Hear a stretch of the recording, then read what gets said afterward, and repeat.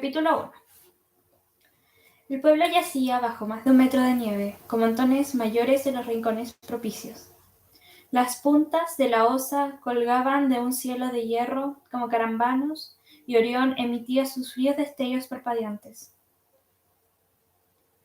Ya se había puesto la luna, pero la noche era tan luminosa que las fachadas blancas de las casas parecían grises entre los olmos, por la nieve, en la que las masas de arbustos y matorrales pintaban manchas negras, en tanto que las ventanas del sótano de la iglesia lanzaban rayos de luz amarillenta hasta muy lejos, por las ondulaciones interminables. El joven Ethan Frome caminaba a buen paso por la calle desierta. Pasó delante del banco y del nuevo almacén de Michael Eddy y de la casa del abogado Barnum, con los 2 negros abetos de Noruega a la entrada. Frente a la entrada de la casa de Barnum, donde torcía el camino hacia la valle de Corbury, alzaba su campanario blanco y esbelto y su estrecho peristilo la iglesia. Mientras el joven caminaba hacia ella, las ventanas superiores dibujaban una negra arcada a lo largo de la pared lateral del edificio. Pero por las aberturas inferiores, por el lado en el que el terreno descendía bruscamente hacia el camino de Corbury, la luz lanzaba sus largos haces, iluminando muchos surcos recientes en la senda que llevaba a la puerta del sótano, y mostrando bajo un cobertizo contiguo una hilera de trineos con los caballos muy arropados. Era una noche tranquila y apacible, y el aire era tan seco y puro que apenas se sentía el frío.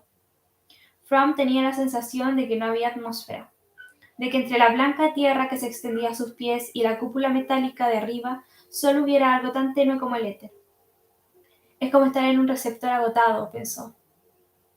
4 o 5 años atrás había estado una temporada haciendo un curso en una escuela técnica de Worcester,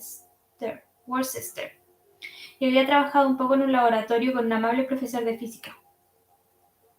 Las imágenes que tal experiencia le habían suministrado afloraban aún inesperadamente en las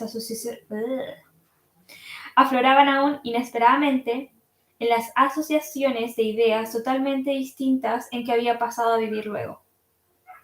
La muerte de su padre y las desdichas que siguieron habían puesto prematuro fin a los estudios de Ethan. Y aunque estos no habían sido lo bastante amplios para serle de gran utilidad práctica, habían nutrido su fantasía y le habían convencido de que habían inmensos y nebulosos significados tras la cara cotidiana de las cosas. Mientras caminaba por la nieve, el sentido de tales significados brillaba en su mente, fundido por la exaltación física causada por la dura caminata. Se detuvo al final del pueblo, ante la fachada oscurecida de la iglesia. Se quedó allí un momento, jadeante, mirando a un lado y a otro de la calle, por la que no se veía un alma. El talud del camino de Corbury, bajo los abetos del abogado Barnum, era la zona favorita de Sarkfield para deslizarse en trineo. Los días claros, al anochecer, en la esquina de la iglesia resonaban hasta tarde los gritos de los que se deslizaban por allí con sus trineos. Mas, aquella noche, ni un solo trineo oscurecía la blancura de la pendiente. La quietud de la medianoche cubría el pueblo, y toda su vida despierta se agrupaba tras las ventanas de la iglesia, de donde llegaban los compases de música de baile con anchos haces de luz amarilla. El joven bordeó el edificio de costado y bajó por la pendiente hacia la puerta del sótano. Para permanecer fuera del alcance de la dilatadora luz del interior, dio un rodeo por la nieve intacta y se fue acercando poco a poco al ángulo extremo de la pared del sótano. Luego, aún oculto en la sombra, fue avanzando cautelosamente hasta la ventana más próxima, manteniendo el cuerpo a cubierto y estirando el cuello hasta que pudo ver el salón. Visto así, desde la pura y gélida oscuridad en que estaba, era como si el salón hirviera en una niebla de calor. Los reflectores metálicos de los mecheros de gas lanzaban ásperas oleadas de luz contra las paredes encaladas, y los flancos de hierro de la estufa del fondo de la estancia parecían exhalar fuegos volcánicos. La pista de baile estaba llena de jóvenes de ambos sexos. Al final de la pared lateral que quedaba enfrente a la ventana, había una hilera de sillas de cocina de las que acababan de levantarse las mujeres mayores. La música había cesado y los músicos, un violinista y la joven que tocaba el armonio los domingos, Tomaban un apresurado refrigerio en un rincón de la mesa de la cena que alineaban sus devastadas fuentes de pasteles y sus platillos de helado sobre el estrado del fondo del salón. Los invitados se disponían a irse, y la marea avanzaba ya hacia el pasillo donde estaban colgados abrigos y frazadas, cuando un joven de ágiles pies y pelo oscuro se lanzó en medio de la pista batiendo palmas. La señal produjo un efecto instantáneo. Los músicos corrieron a sus instrumentos, los bailarines, algunos ya embosados para irse, se alinearon a ambos lados de la pista. Los espectadores de más edad volvieron a sus sillas y el animoso joven, tras zambullirse entre el gentío, salió de él con una muchacha que se había cubierto y a la cabeza con una mantilla ligera de ganchillo. Una fascinadora, color cereza, y llevándola hasta el extremo de la pista danzó con ella al alegre son de un reed de Virginia. A Fromm le latía el corazón apresuradamente. Había estado intentando localizar la cabeza oscura bajo la mantilla color cereza y le ofendió que otros ojos hubieran sido más rápidos que los suyos. El que dirigía el reel, que parecía tener sangre irlandesa en las venas, bailaba bien y contagiaba su fogosidad a su compañera. Recorría esta hilera su ágil figura columpiándose de mano en mano en círculos cada vez más rápidos. Se le cayó de la cabeza la mantilla y le quedó sobre los hombros, y Fromm captaba en cada giro la imagen de sus jadeantes y risueños labios, la nube de pelo oscuro sobre la frente y los oscuros ojos que parecían los únicos puntos fijos en un laberinto de líneas volantes. Los bailarines danzaban cada vez más aprisa, y los músicos, para seguir su ritmo, espoleaban sus instrumentos como los jockeys sus cabalgaduras en la recta final. Mas el joven que estaba en la ventana tenía la sensación de que aquel reel no acabaría nunca. De cuando en cuando sus ojos pasaban del rostro de la chica al de su pareja, que en el entusiasmo de la danza había adoptado una expresión casi impúdica de posesión y dominio. Dennis Eddy era hijo de Michael Eddy, el ambicioso tendero irlandés cuya obsequiosidad e insolencia habían proporcionado a Starkfield la primera noción de los métodos mercantiles avispados y cuyo nuevo almacén atestiguaba el éxito de la empresa. Parecía probablemente que el hijo siguiera los pasos del padre y, entretanto, se dedicaba a aplicar las mismas artes a la conquista de las jóvenes casaderas de Starkfield. Ethan Fromm se había contentado hasta entonces con considerarle un tipo despreciable, pero ahora estaba pidiendo claramente un par de latigazos. Era extraño que la chica pareciera no advertirlo, que alzara el rostro extasiado hacia el de su pareja y colocara sus manos en las de él sin sentir, en apariencia, lo afrentoso de su mirada y su contacto. Fromm tenía la costumbre de ir andando a Starkfield a recoger y llevar a casa a la prima de su esposa, Mattie Silver, las pocas veces en que la ocasión de divertirse la llevaba hasta el pueblo. Fue la esposa de Fromm quien indicó, cuando la chica se fue a vivir con ellos, que tendría esas posibilidades de diversión. Mattie Silver era de Stanford, y cuando se instaló en la casa de los Fromm para ayudar a su prima Sina, se juzgó conveniente, dado que no iba a pagarle nada, procurar que no hubiera un contraste demasiado acusado entre la vida que había llevado hasta entonces y el aislamiento de una granja de Starkfield. Pero de no ser por esto, pensó sardónicamente Fromm, difícilmente se le habría ocurrido a Sina dedicar un solo pensamiento a las posibles diversiones de la chica. Cuando su mujer propuso por primera vez que deberían dar a Mattie alguna tarde libre de vez en cuando, él opuso ciertos reparos. Interiormente, por tener que andar los 3 kilómetros que había hasta el pueblo y los 3 de vuelta, tras una dura jornada de trabajo en la granja. Pero poco después había llegado a desear que Starkfield pudiera dedicarse a la jarana todas las noches. Hacía ya un año que Mattie Silver vivía bajo su techo, y tenía frecuentes oportunidades de verla, desde primera hora de la mañana hasta que se sentaban para la cena. Pero no había momentos en su compañía comparables a aquellos en que, cogidos del brazo y ella intentando seguir con su paso ágil el ritmo de las largas zancadas de él, volvían a la granja en la oscuridad de la noche. Quedó prendado de la chica el primer día. Cuando fue hasta los flats a buscarla, y ella le sonrió y le saludó con la mano desde el tren, gritando: «Debe ser Ethan. y saltó del tren con sus bártulos, mientras él pensaba examinando su menuda figura. No creo que sirva mucho para el trabajo de la casa, pero no hay duda de que es una persona agradable. No fue solo que la llegada a la casa de un poco de vida joven y optimista fuese como el encender un fuego en un hogar frío, pues la chica era algo más que la criatura alegre y servicial que él había imaginado. Sabía ver y sabía oír. Podía enseñarle y explicarle sus cosas y saborear la bendita sensación de que todo lo que decía dejaba largas reverberaciones y ecos que él podía despertar a voluntad.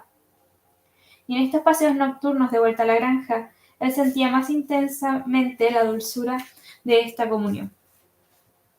Siempre había sido más sensible que la gente que le rodeaba al atractivo de la belleza natural.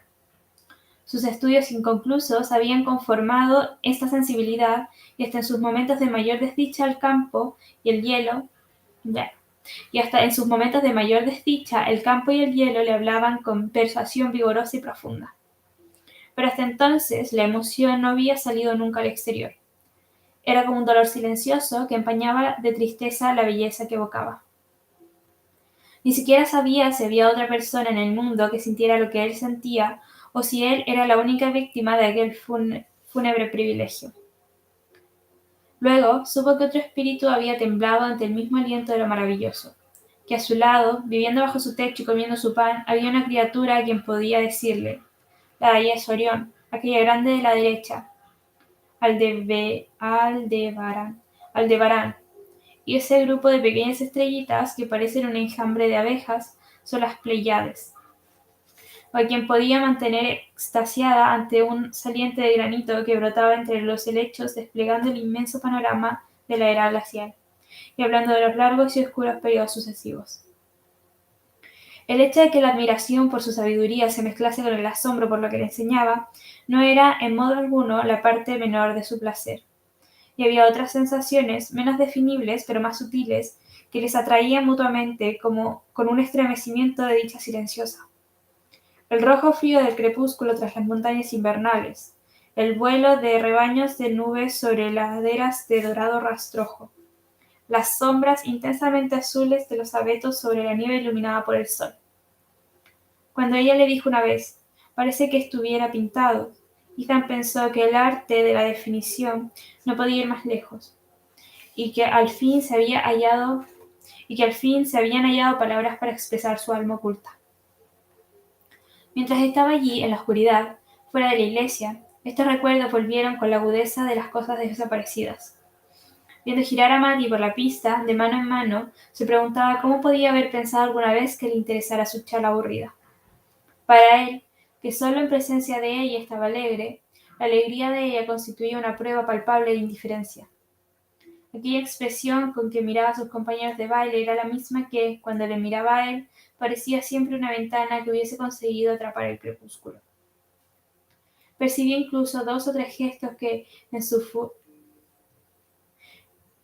su fatuidad había imaginado reservados exclusivamente a él. Aquel modo de echar la cabeza hacia atrás cuando algo le divertía, como para saborear la risa antes de dejarla salir, y aquel truco de bajar los párpados despacio cuando algo le encantaba o conmovía. Lo que veía le hacía desgraciado, y su aflicción despertaba miedos latentes. Su esposa jamás había mostrado celos de Matty, pero últimamente gruñía cada vez más por el trabajo de la casa y hallaba medios indirectos de llamar la atención sobre la ineficiencia de la chica. Sina siempre había sido lo que en Starfield llaman enfermiza, y From tenía que admitir que, si estaba tan enferma como creía ella, necesitaba la ayuda de un brazo más fuerte que aquel que se apoyaba levemente en el suyo durante los paseos nocturnos de regreso a la granja. Matty no tenía disposición natural para los trabajos domésticos, y el aprendizaje de ellos nada había hecho por remediar tal defecto. Aprendía deprisa, pero se le olvidaban cosas y era muy soñadora, y no parecía dispuesta a tomarse en serio el asunto. Ethan creía que si alguna vez se casaba con un hombre a quien amara, despertaría el insecto dormido y sus tartas y pastas se convertirían en el orgullo del condado. Pero las tareas domésticas en abstracto no le interesaban. Al principio era tan torpe que no podía evitar reírse de ella. pero ella se reía con él y eso le hizo más amigos. Ethan hizo cuanto pudo por complementar los torpes esfuerzos de la muchacha, levantándose más temprano de lo normal para encender la cocina, llevando la leña por la noche y menospreciando el aserradero en favor de la granja, para poder ayudarla en la casa durante el día. Llegó incluso a bajar fortuitamente a la cocina los sábados por la noche para barrer el suelo cuando las mujeres ya se habían acostado.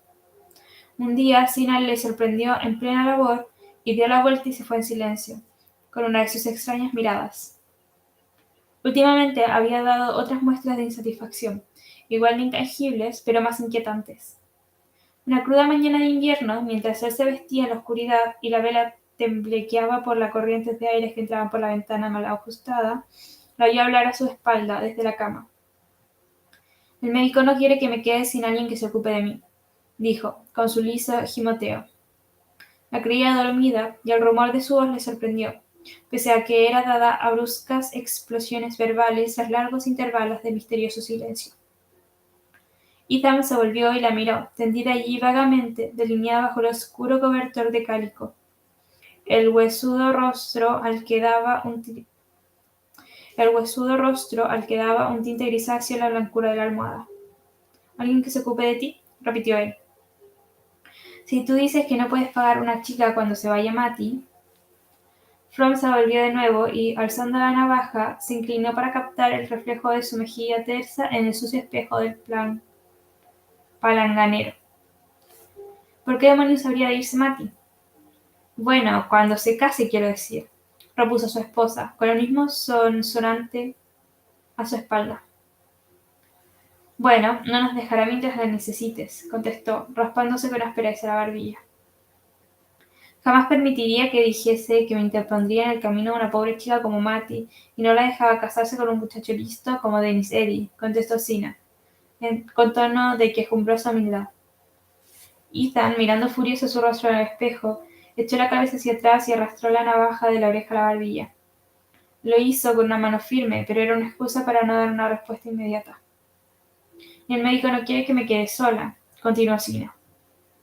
«Quería que hablase contigo de una chica de la que he oído hablar, que podría venir». Ethan posó la navaja y se irguió con una carcajada. «Dennis Eddy, si no es más que eso, creo que no hay motivo para apresurarse a buscar una chica». «Bueno, me gustaría hablar contigo de eso», insistió Sina, obstinada. Él se estaba vistiendo ya con torpe precipitación. «De acuerdo, pero ahora no tengo tiempo, ya me he atrasado», contestó, acercándose a la vela su viejo reloj de plata de bolsillo. Sina, aceptando aparentemente esto como definitivo, se quedó contemplándole en silencio, mientras él se echaba los tirantes por los hombros y se ponía la chaqueta. Pero cuando ya se encaminaba hacia la puerta, le dijo bruscamente e incisiva: «Creo que siempre te retrasas. Ahora te afeitas todos los días». Ese ataque le había asustado más que todas las vagas insinuaciones sobre Dennis Eddy. Era cierto que, desde la llegada de Matty Silver, había empezado a afeitarse todos los días. Pero, cuando él se levantaba en la oscuridad del invierno, su esposa parecía dormir siempre, y él había supuesto tontamente que no advertía ningún cambio en su apariencia. Una o dos veces le había inquietado en el pasado vagamente aquella costumbre de cenobia de dejar que pasaran las cosas como si no las advirtiera, y luego, semanas después, con un comentario de pasada, indicara que había tomado buena nota de todo y que había sacado sus conclusiones. Mas últimamente en los pensamientos de Ethan no había habido espacio para estas vagas aprensiones. Ante una realidad agobiante, la propia Sina se había desvanecido en una sombra insustancial. Toda la vida de Ethan se desarrollaba ante la visión y el rumor de Matty Silver, y ya no podía imaginar que fuera de otro modo. Pero mientras permanecía allí fuera de la iglesia, viendo a Matty girar en la pista de baile con Dennis Eddy, una multitud de amenazas y atisbos menospreciados tejían una nube alrededor de su mente.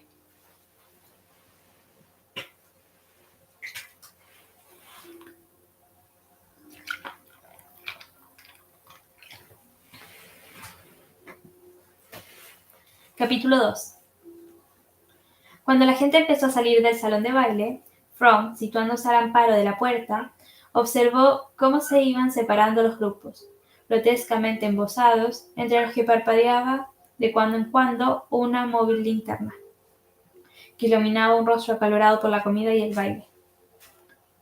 Los del pueblo, como iban a pie, fueron los primeros en subir la cuesta que llevaba a la calle principal, mientras que los del campo avanzaron más despacio hacia los trineos que había debajo del cobertizo.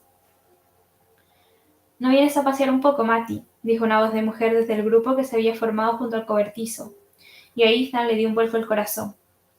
Desde su posición no podía ver a las personas que salían del sótano de la iglesia hasta que habían avanzado unos cuantos pasos más allá de los costados de madera de la puerta. Pero a través de las fisuras oyó que una voz clara contestaba: «No, gracias, con una noche como esta no». Estaba allí, pues, cerca de él. Solo una fina tabla le separaba. En unos instantes saldría la noche y los ojos de Ethan, acostumbrados a la oscuridad, la distinguirían tan claramente como si fuese de día. Una oleada de timidez le hizo retroceder al ángulo oscuro de la pared, y allí se quedó en silencio en vez de revelarle su presencia. Una de las maravillas de su relación había sido que desde el principio, ella, la más rápida, la más sutil, la más expresiva, en vez de aplastarle por el contraste, le había dado algo de su propia desenvoltura. Mas ahora, Ethan se sentía tosco y torpe, como en sus tiempos de estudiante, cuando había intentado animar a las chicas de Worcester en una excursión. Se quedó allí y la vio salir sola y detenerse unos metros de él. Fue casi la última en salir y se quedó mirando vacilante a su alrededor, como si se preguntase por qué no aparecía él. Luego se le acercó un hombre. Se acercó tanto a ella que bajo sus informes ropas de abrigo se acercó tanto a ella que bajo sus informes ropas de abrigo parecieron fundirse en un vago perfil. ¿Te ha abandonado tu galante amigo? Caramba, Matty, qué faena. No, yo no sería tan ruin como para decírselo a las otras chicas. No soy tan miserable. Cómo detestaba From aquellos chistes tontos. Pero mira, ha sido una suerte. Aquí está el trineo del viejo esperándonos. From oyó la voz de la chica alegremente incrédula. ¿Qué demonios hace ahí abajo el trineo de tu padre? Bueno, esperando que yo dé una vuelta con él. Traje también el potro ruano, porque sabía que esta noche me apetecería dar un paseo. Eddie, en su triunfo, intentaba dar un tono sentimental a su voz fanfarrona. La chica pareció vacilar y From vio cómo se enrollaba entre los dedos indecisa a la punta del pañuelo. No le habría hecho una señal por nada del mundo, pese a que se sentía que el próximo paso de ella dependía de su propia vida. «Espera un momento que suelte el caballo», dijo Dennis, saltándose el cobertizo. Ella se quedó absolutamente inmóvil, mirándole en una actitud de espera tranquila que torturaba al observador oculto. Este advirtió que Matty ya no miraba a los lados, como satisface en la noche, buscando a otra persona. Dejó que Dennis y Eddie sacara el caballo, subieran el trineo y echase hacia atrás la piel de oso para hacerle sitio a su lado.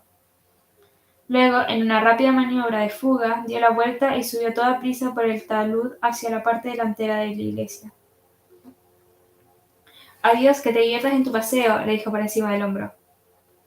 Dennis se echó a reír y dio un tirón al caballo que se lanzó rápidamente tras la muchacha. «Vamos, sube rápido, está muy resbaladizo esto», gritó, inclinándose para estirar una mano hacia ella. Ella le contestó con risas y dijo: «Buenas noches. No, no voy a subir». Para entonces habían salido ya del campo auditivo de From, que solo podía seguir la pantomima imprecisa de sus siluetas mientras seguían por la cresta del talud arriba.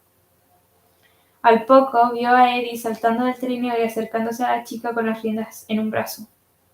Intentó deslizar el otro entre los de ella, que le esquivó ágilmente, y el corazón de From, que se había columpiado al borde de un oscuro precipicio, volvió tembloroso a la seguridad.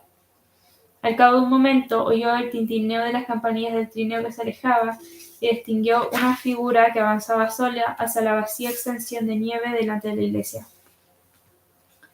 Se encontró con ella a la negra sombra de los abetos de Barnum y ella se volvió con un rápido «Oh».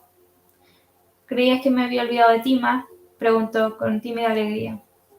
«Creí que no habías podido venir a buscarme», contestó ella muy seria. «¿Cómo no iba a poder? ¿Qué demonios me lo impediría?». Bueno, Sina no se encontraba nada bien hoy. Oh, lleva ya mucho tiempo en la cama, dijo él. Y luego hizo una pausa y dudó si preguntar o no. Así que te proponías ir andando sola a esta casa. Oh, yo no tengo miedo, dijo ella riéndose. Seguían allí juntos en la oscuridad de los abetos, con un mundo vacío chispeándose alrededor, ancho y gris bajo las estrellas. Por fin él formuló su pregunta. Si creías que no había venido, ¿por qué no dejaste que te llevara Denis Eddy? Vaya, ¿dónde estabas? ¿Cómo te enteraste? Pero si no te vi. Sorpresa y risa corrieron juntas como arroyos primaverales en el deshielo. Ethan tenía la sensación de haber hecho algo pícaro e ingenioso. Para prolongar el efecto, buscó una frase deslumbrante y acabó diciendo con un gruñido extasiado: «Vámonos». Deslizó el brazo entre los de ella, como viera hacer a Eddie, e imaginó que ella lo apretaba levemente contra su costado, pero ninguno de los dos se movió. La oscuridad bajo los abetos era tal que apenas podía distinguir el perfil de la cara de Matty junto a su hombro. Sintió deseos de bajar la mejilla y frotarla contra su chal. Le habría gustado quedarse allí con ella toda la noche, en la oscuridad. Ella avanzó 1 o 2 pasos y luego se detuvo sobre el talud del camino de Corbury. La helada pendiente, con las múltiples huellas de cuchillas de trineo, semejaban un espejo de posada rayado por los huéspedes. Ha estado muchísima gente deslizándose hasta que se puso la luna, dijo ella. ¿Te gustaría venir a bajar en trineo por aquí alguna noche? Le preguntó él. Oh, ¿vendrías, Ethan? Sería estupendo. Vendríamos mañana, si hay luna. Ella se demoró aún más, apretándose contra él. Ned Hale y Ruth Barnum estuvieron a punto de chocar con el gran olmo de abajo. Todos creíamos que iban a matarse. Ethan sintió recorrer su propio brazo el escalofrío de estremeció a Matty. Habría sido espantoso, ¿verdad? Son tan dichosos. Oh, Ned conduce muy mal. Ya verás como a ti y a mí no nos pasa nada, dijo él desdeñoso. Se daba cuenta de que estaba fanfarroneando como Denis Eddy, pero aquella reacción entusiasta de Matty le había desconcertado, y el tono con que había dicho, refiriéndose a la pareja de prometidos, son tan dichosos, le hizo pensar que la frase en realidad se refería a ellos dos. Pero ese olmo es peligroso. Habría que cortarlo, insistió ella. ¿Te dará miedo yendo conmigo? Ya te dije que yo no soy de las que tienen miedo, contestó ella, casi con indiferencia, y súbitamente empezó a caminar con un paso más vivo. Estos cambios de humor eran la desesperación y el gozo de Ethan Frome. Los movimientos de su mente eran tan impredecibles como el revoloteo de un pájaro entre las ramas. El hecho de que él no tuviese ningún derecho a mostrar sus sentimientos y a provocar así que ella expresase los suyos, le hacía adjudicar una importancia fantástica a todo cambio de expresión y tono de ella. Unas veces pensaba que le entendía y temía, otras estaba seguro de que no le entendía y se desesperaba.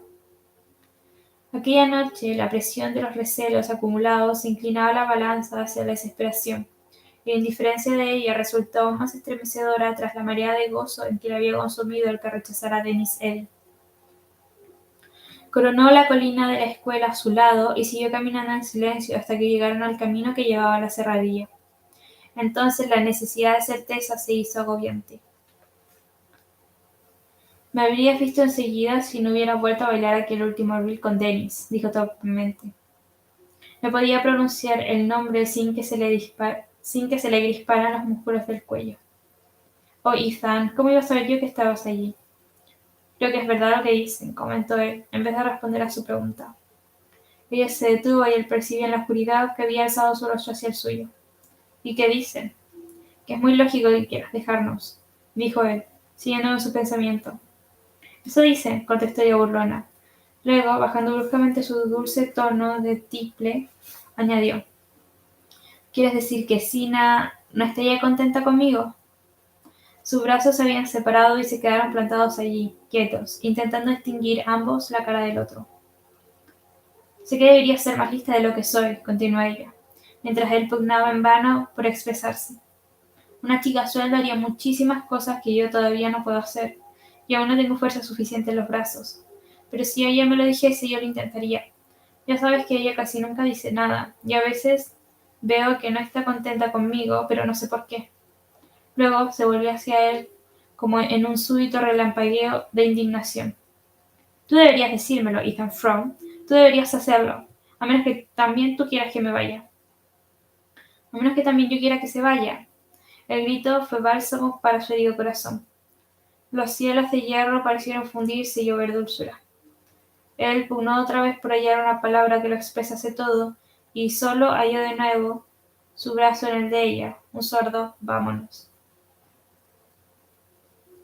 Siguieron en silencio por el camino oscuro, bordeado de abetos, donde en medio de la noche se alzaba adusto el aserradero. Luego salieron de nuevo a la relativa claridad de los campos.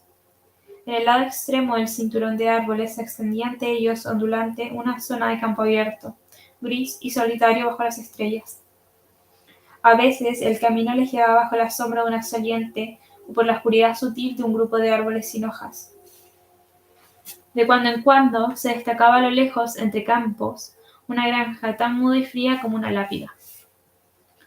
La noche era tan plácida que oían el crujir de la nieve helada bajo sus pisadas.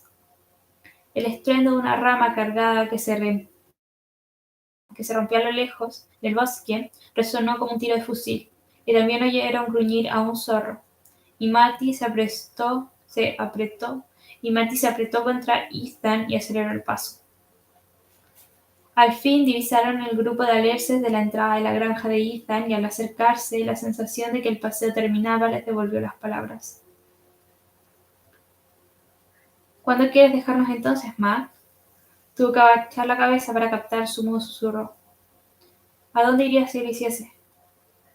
La respuesta le atravesó como una punzada, pero el tono le inundó de alegría. Olvidó todo lo demás que ella hubiera querido decir y la apretó con tanta fuerza que creyó sentir su calor en las venas. No estás llorando, ¿verdad, Matt? No, claro que no, dijo ella con voz trémula. Enfilaron hacia la entrada y pasaron bajo la asombrada loma donde, cercados por una valla baja, brotaban en extraños ángulos por entre la nieve las lápidas de los Frome. Ethan las miró con curiosidad. Aquella silenciosa compañía se había burlado durante años de su inquietud, de su deseo de cambio y de libertad. Nosotros nunca nos iremos, porque habrías de hacerlo tú. Parecía estar escrito en cada lápida. Y siempre que entraba y salía, pensaba con un escalofrío. Habré de seguir viviendo aquí hasta que me una a uno de ellos. Pero ahora se había desvanecido todo deseo de cambio. La visión del pequeño cercado le dio una cálida sensación de continuidad y de estabilidad. Creo que nunca te dejaremos marchar, Matt, murmuró, como si hasta los muertos que un día fueran amantes hubieran de conspirar con él para retenerla. Y, al pasar apresuradamente junto a las tumbas, pensó, seguiremos viviendo aquí juntos, siempre juntos, y algún día ella ya será ahí a mi lado. Dejó que la visión le poseyera mientras subía en la cuesta hacia la casa. Nunca se sentía tan feliz con ella como cuando se entregaba a darle sueños. A mitad de la cuesta, Matty tropezó con un obstáculo invisible y se agarró de su manga para no caer.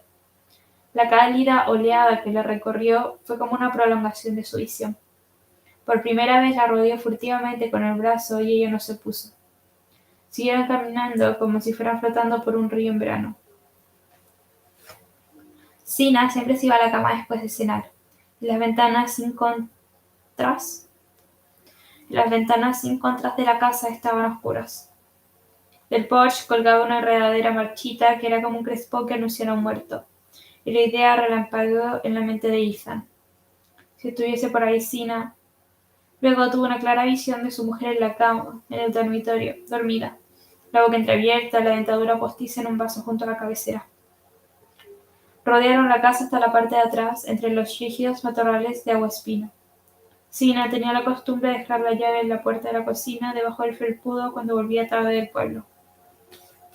Ethan llegó a la puerta, la cabeza llena de sueños, rodeando a una Matty con el brazo. Matt empezó sin saber qué se proponía decir. Ella se libró de su brazo sin hablar y él se agachó tanteando la llave. «No está», dijo, irguiéndose sorprendido. Se miraron en la gélida oscuridad. Era la primera vez que pasaba. Quizás se lo haya olvidado, dijo Mati, en un susurro trémulo. Pero ambos sabían que aquel olvido era impropio de Sina. Quizás haya caído en la nieve, añadió Mati, tras una pausa durante la cual ambos se escucharon atentos. Entonces tendrían que haberla empujado fuera de ahí, dijo él en el mismo tono. Le saltó otro pensamiento extraño. Si hubiera sido cosa de los vagabundos, y sí, escuchó de nuevo, imaginando oír un rumor lejano en la casa. Luego tanteó en el bolsillo buscando una cerilla, se arrodilló, pasó la luz lentamente por los ásperos bordes de nieve que rodeaban el escalón de la puerta. Aún estaba arrodillado cuando sus ojos, a ras del paño inferior de la puerta, captaron un débil resplandor bajo ella. ¿Quién podría estar trajinando por aquella casa silenciosa? Oyó un paso en las escaleras y de nuevo le saltó por un instante la idea de los vagabundos. Luego se abrió la puerta y vio a su mujer. Alta y angulosa se erguía contra el fondo oscuro de la cocina, sujetando en el pecho con una mano el acolchado cobertor mientras sostenía en la otra una lámpara. La luz que ella mantenía a la altura de la barandilla hacía brotar de la oscuridad su cuello arrugado y la saliente muñeca de la mano que aferraba al cobertor. Y ondaba fantásticamente los huecos y prominencias de su rostro huesudo bajo el círculo de rulos. Para Ethan, aún en la rosada nebulosa de su hora con Matty, la visión llegó con la intensa precisión del último sueño antes de despertar. Tuvo la sensación de captar por primera vez el verdadero aspecto de su esposa.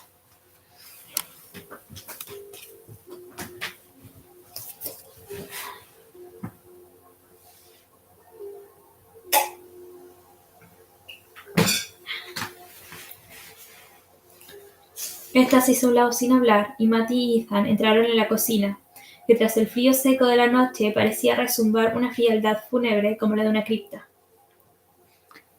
«Creo que te olvidaste de nosotros, Sina», bromeó Ethan, regoneando para sacudirse la nieve de las botas. «No, es que me sentía tan mal que no podía dormir».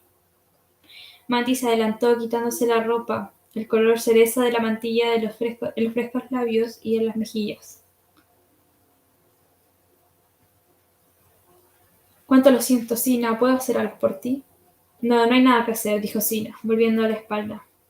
«Tú podrías sacudirte la nieve de las botas fuera», dijo su marido. Salió de la cocina delante de ellos. Se detuvo en el pasillo y alzó la lámpara todo lo que le permitía el brazo, como para iluminarles las escaleras.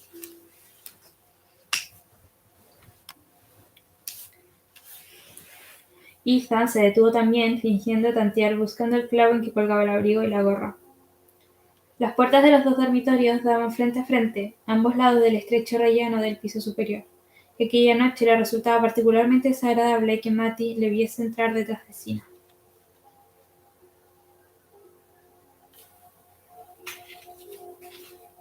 «Suba dentro de un rato», dijo, volviéndose como para ir a la cocina.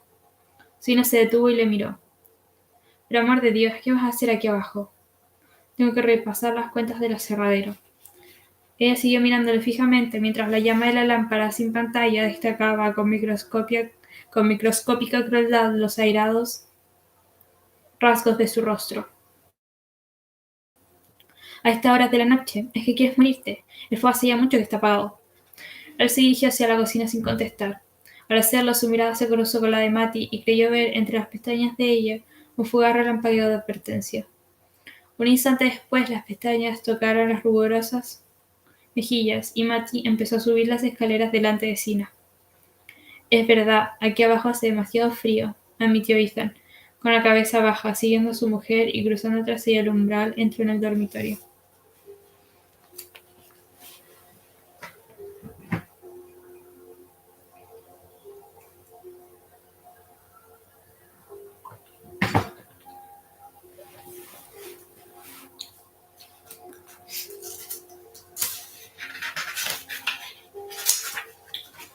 Capítulo 3. Había que acarrear madera de la parte baja del monte y Ethan se levantó temprano al día siguiente. Era una mañana de invierno clara como el cristal. El alba ardía roja en un cielo puro. En la linda del bosque las sombras eran de un azul lúgubre y pasados los campos blancos centelleantes colgaban a lo lejos como humo manchas de bosque. En la quietud del alba, cuando volvía los músculos en su tarea diaria y henchía los pulmones de buenas bocanadas de aire de montaña, era cuando Ethan pensaba con más claridad. Sina y él no habían intercambiado ni una palabra tras cerrarse a su espalda la puerta del dormitorio. Ella se había preparado unas gotas de un frasco de medicina que tenía en una silla junto a la cama, y después de tomarlas y envolverse la cabeza con un trozo de franela amarilla, se había acostado dándole la espalda. Ethan se desvistió deprisa y apagó la luz para no tener que verla al echarse a su lado. Ya acostado, pudo oír a Matty moverse en su cuarto. Su vela trazaba, con la leve claridad que cruzaba el rellano, una línea de luz casi imperceptible bajo la puerta. Ethan mantuvo fija la vista en la luz hasta que se esfumó. La habitación quedó entonces a oscuras del todo y solo se oía la respiración asmática de Sina. Ethan tenía la vaga sensación de que debía pensar en muchas cosas, pero en sus hormigueantes venas y en su cerebro exhausto solo palpitaba una cosa: la calidez del hombro de Matty contra el suyo. ¿Por qué no la había besado cuando la cogió? Horas antes no se habría hecho la pregunta. Minutos antes, incluso, cuando estaban solos allí ante la puerta de la casa, no se habría atrevido a pensar en besarla. Pero después de ver sus labios a la luz de la lámpara, tenía la sensación de que eran suyos. Ahora, en el aire claro de la mañana, seguía viendo su rostro. Estaba en el rojo del sol y en el resplandor puro de la nieve. ¿Cómo había cambiado Matty en Starkfield? Recordaba su aspecto insignificante y desválido cuando la vio por primera vez en la estación. Y el primer invierno, cómo había tiritado de frío cuando los vientos del norte agitaban las tablas de chilla del tejado y la nieve golpeaba como granizo las desvencijadas ventanas. Había temido que la chica no soportase una vida tan dura, aquel frío, la soledad, pero no se le escapó ni una queja. Sina adoptó la postura de que Matty tenía que contentarse con Starkfield porque no tenía otro sitio a donde ir. Pero a Ethan esto no le pareció concluyente, porque Sina en realidad no se aplicaba al mismo principio a sí misma. A él le daba más pena la chica por el hecho de que la desgracia la había entregado, en cierto modo, a ellos. Matty Silver era hija de un primo de Zenobia Fromm, que había inflamado a su plan con una mezcla de admiración y envidia al bajar de las montañas a Connecticut y casarse con una chica de Stanford y suceder al padre de ésta en su próspero negocio de farmacéuticos. Por desgracia, Orrin Silver, hombre de objetivo de largo alcance, murió demasiado pronto para poder demostrar que el fin justifica los medios. Sus cuentas solo revelaron cuáles habían sido los medios, y tales habían sido que fue una suerte para su esposa y su hija que los libros se revisaran después del impresionante funeral.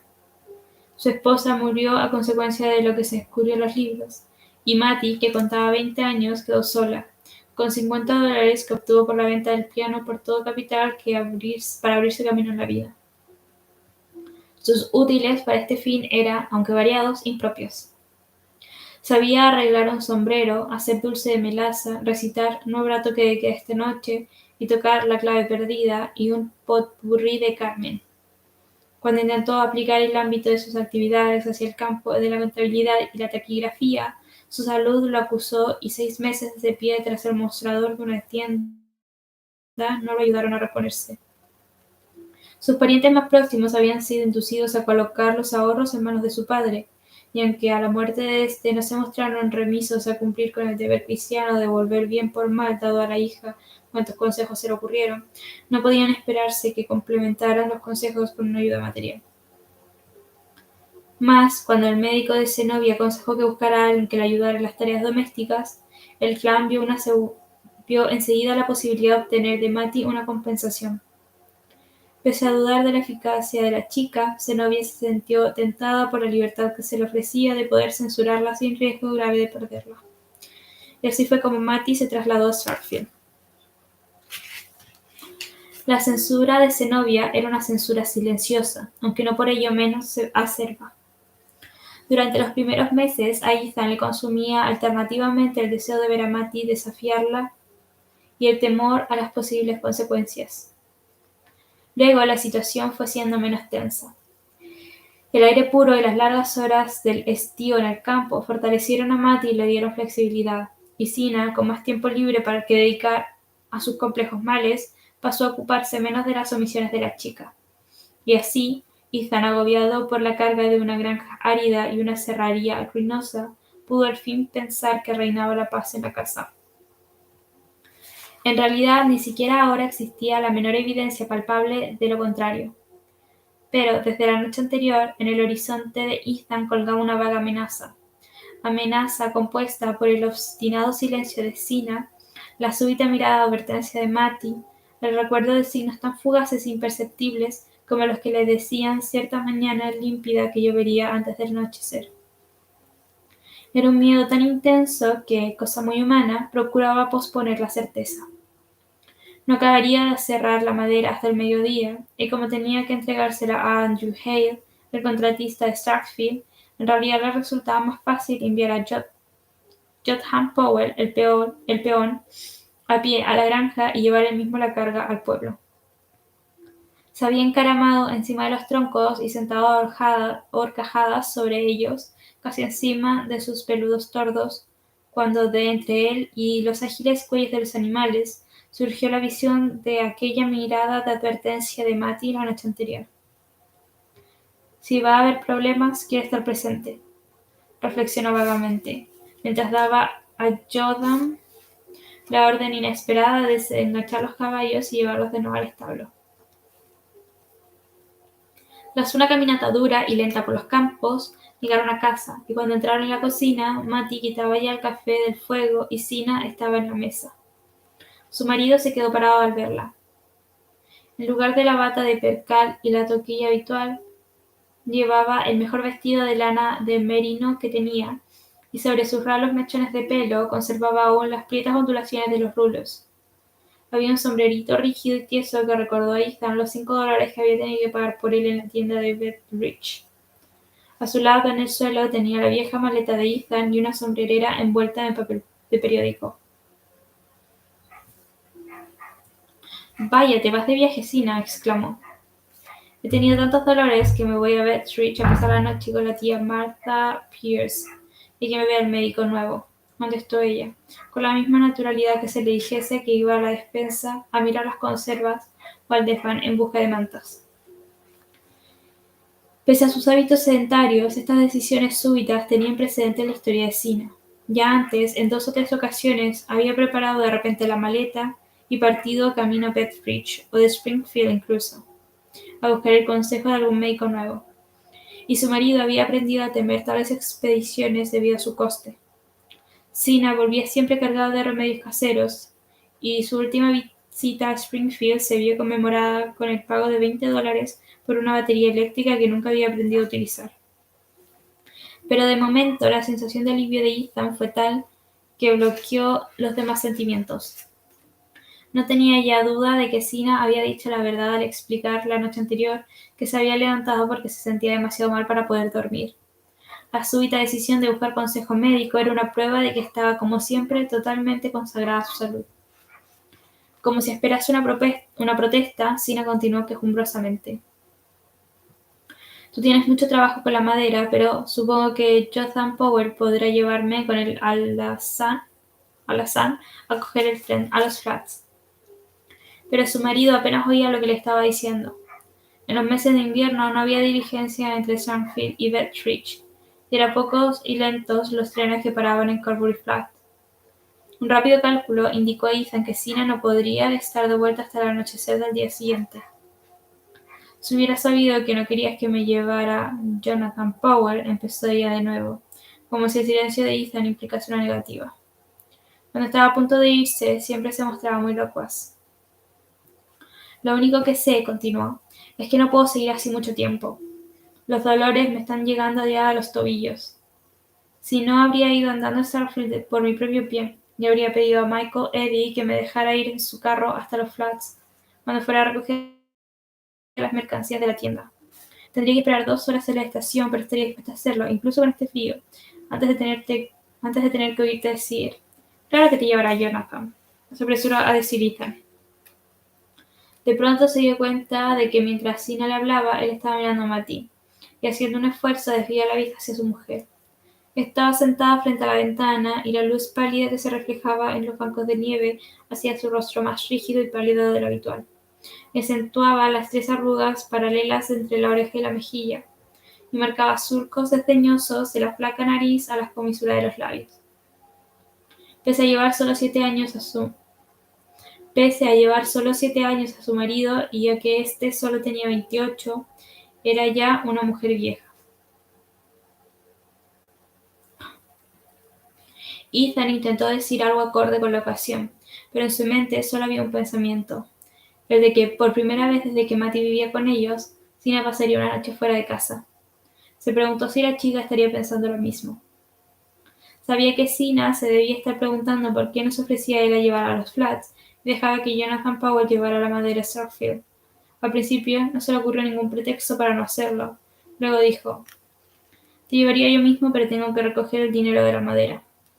Lamentó estas palabras en cuanto salieron de su boca, no solo porque eran falsas, no había posibilidad alguna que G le pagara al contado, sino que también porque sabía por experiencia que era una imprudencia permitir a Sina pensar que tenía fondos en vísperas de una de sus excursiones terapéuticas.